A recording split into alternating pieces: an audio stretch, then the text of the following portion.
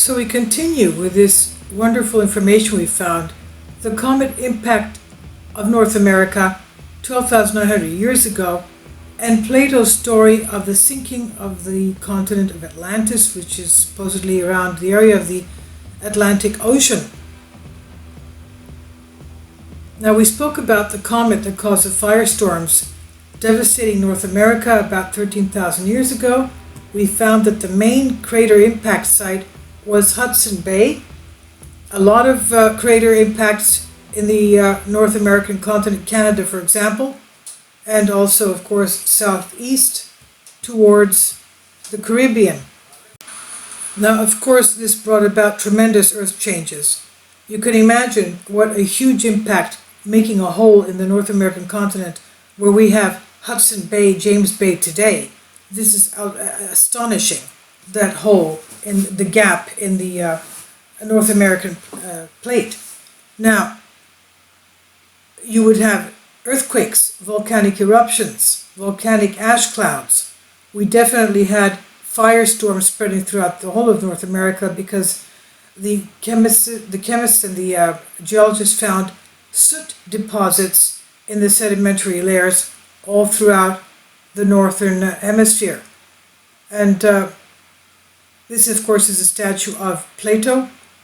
And we're going to talk about what he says concerning earth changes and destructions. We also had, of course, tremendous extinction level event.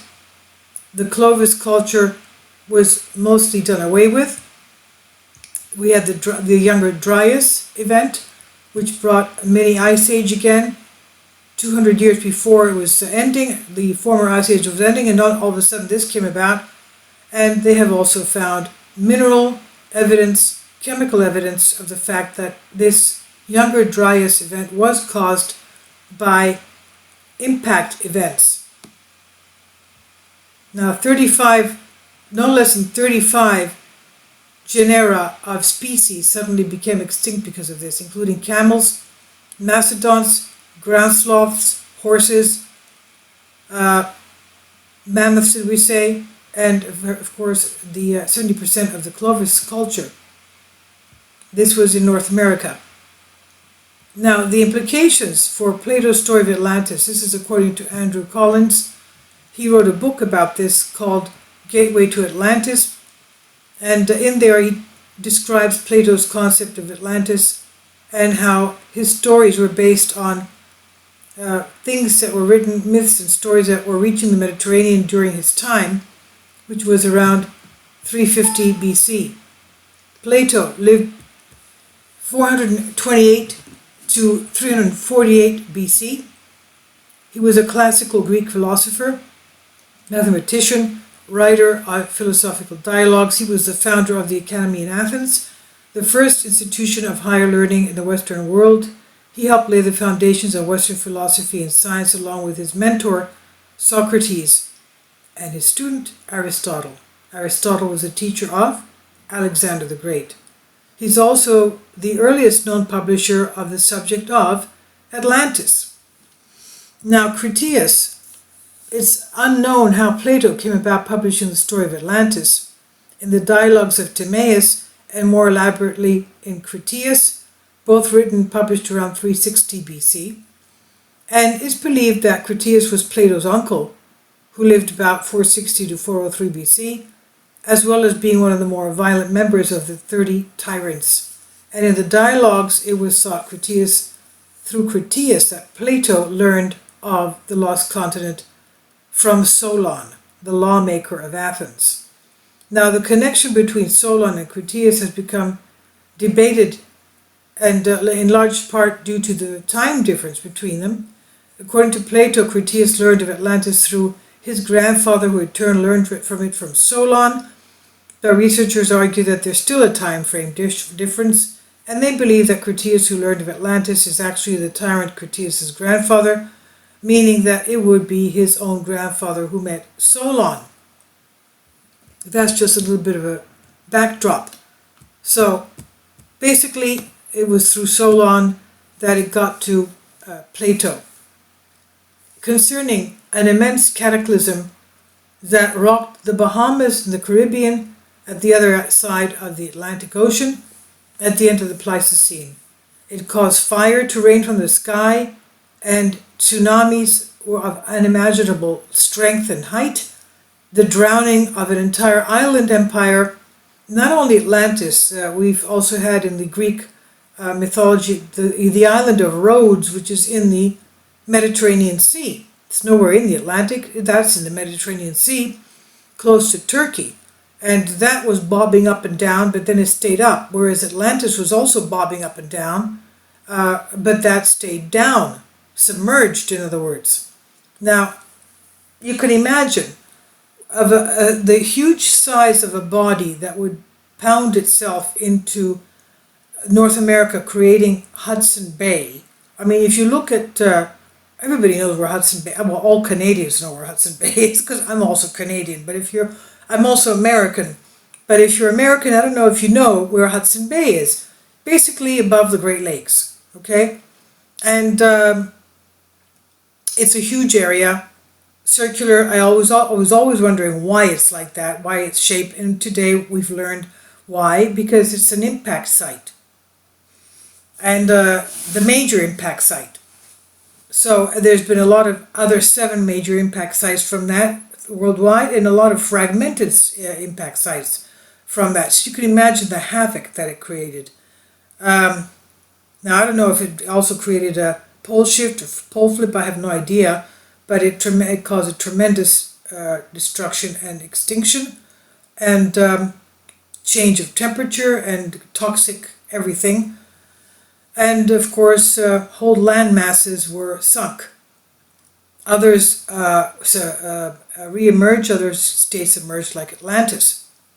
And he claims that while it was in the Bahamas, almost certainly the sunken island where, according to Plato, following the cataclysm, no ocean-going vessel could any longer find it, because it was now no longer passed, since it was too shallow, which the Bahamas unquestionably is, following the rise of the oceans at the end of the last ice age.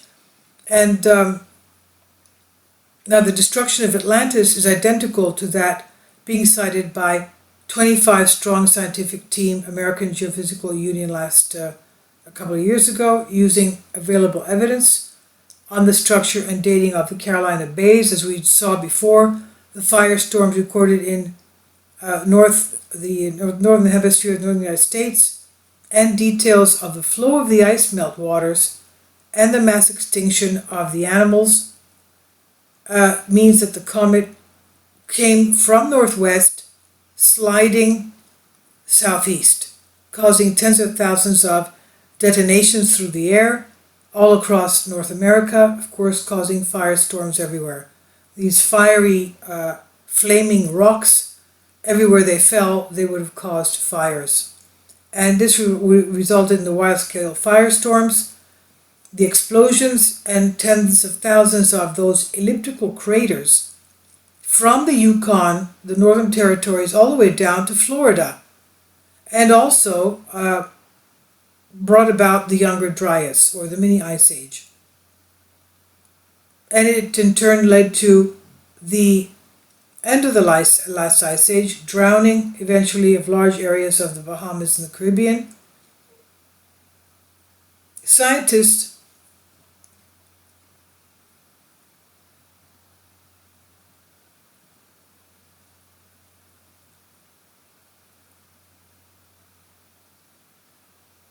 now the German rocket scientist Otto Muck in 1978, in his book, stressed the existence of massive elliptical craters, as we said, in the West Atlantic Basin off the coast of Florida, and he states that these were the result of asteroid strikes causing tremendous underwater earthquakes, ripping apart tectonic plates that join to form the Great Atlantic Rift, sinking the whole island continent of Atlantis that sat astride the Mid-Atlantic Ridge in the vicinity of the Azores Group, which is of course north of Africa, right there, just off Europe. This, of course, Muck concluded was a lost continent of Atlantis. No evidence of this island continent has ever come to light, even though the mid-Atlantic has been the chosen site of Atlantis ever since this theory was proposed. Now, using Muck's lead, we have the Andrew Collins saying that he proposes in Gateway to Atlantis in his book that the gigantic craters in the West Atlantic Basin were evidence of largest part of the comet overshooting North America, crashing into the ocean. And if that's the case, this would have produced massive underwater earthquakes, unimaginable tsunamis that would have devastated Bahamas, Caribbean to the south.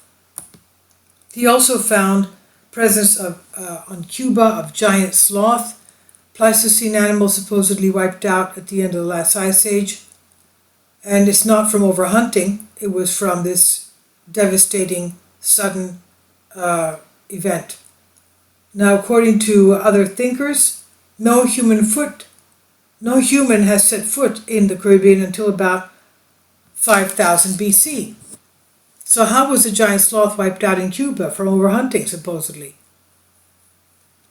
Now, he also found evidence of existence of species of a snake on different Caribbean islands that can only have thrived when the islands were linked together in Pangaea, and their differences were such as to suggest a recent parting of the waves.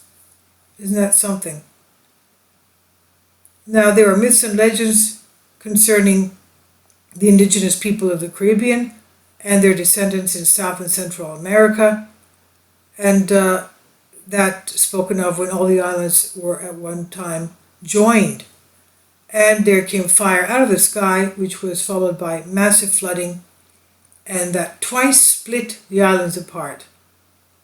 So, all of these myths and legends, coming from the Bahamas and north to the Antilles, could be accounted for as shown by larger fragments of comets and fragments over North America at the end of the Pleistocene up to the western Atlantic basin. And if that's so, there's every chance that almost all of the indigenous populations of these islands would have been wiped out with only a few survivors left to tell the tale. Now, Plato in his dialogue entitled Timaeus called these celestial bodies voyagers. The latter in the Critias were most probably either Phoenicians out of southern Spain or Carthaginians out of North Africa. Not the comets, I'm sorry, the people, the descendants of the mainland until they were conveyed to Mediterranean traders prior to the life of Plato. Similar stories read told to the first explorers reaching these islands. They were the voyagers. Of course, the sailors. Okay, and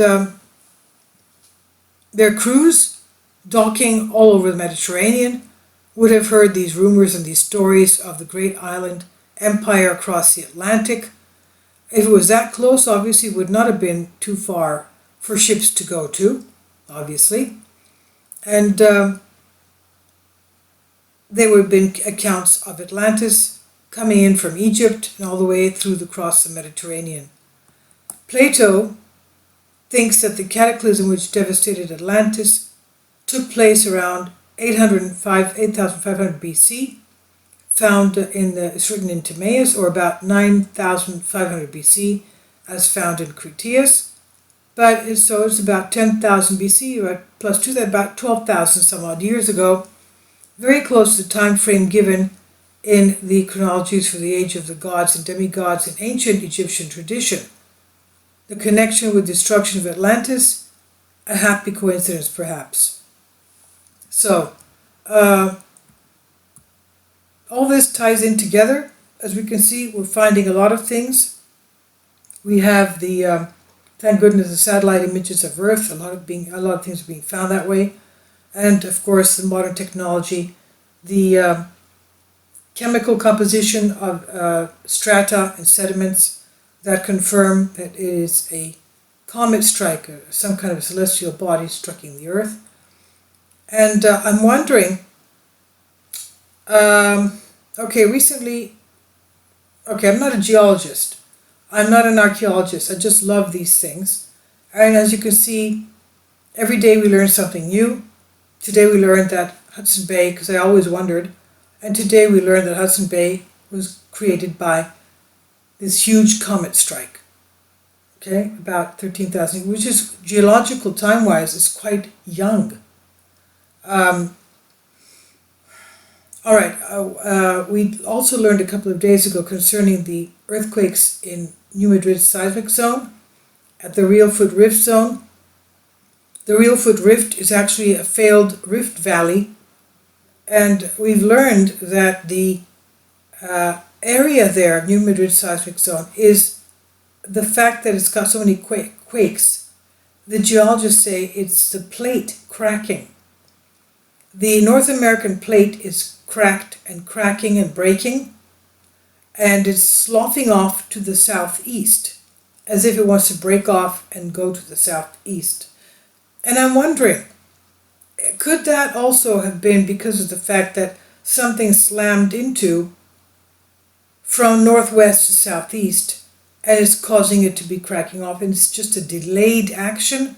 It could be a delayed action of the strikes, the asteroid strikes, the comet strikes that came in about 13,000 years ago. Could it be that it failed to rift, it failed to open up, that is still something is happening there? I don't know. That's just my idea. We'll figure out as we learn together. I hope you found this interesting. I do, because I used to live in Canada and I used to live in the United States, and I'm very familiar with all these territories, beautiful places. The lakes in Canada are very many. I just didn't know that most of the lakes are impact craters. All right, some of them could be volcanic craters, but I guess most of them are impact craters in Canada. I'll leave links below for you for this. And the Andrew Collins book, with the introduction by David Roll, is Gateway to Atlantis, the search for the source of the lost civilization. But I'll leave links below for you for all these things that we just read. Thank you.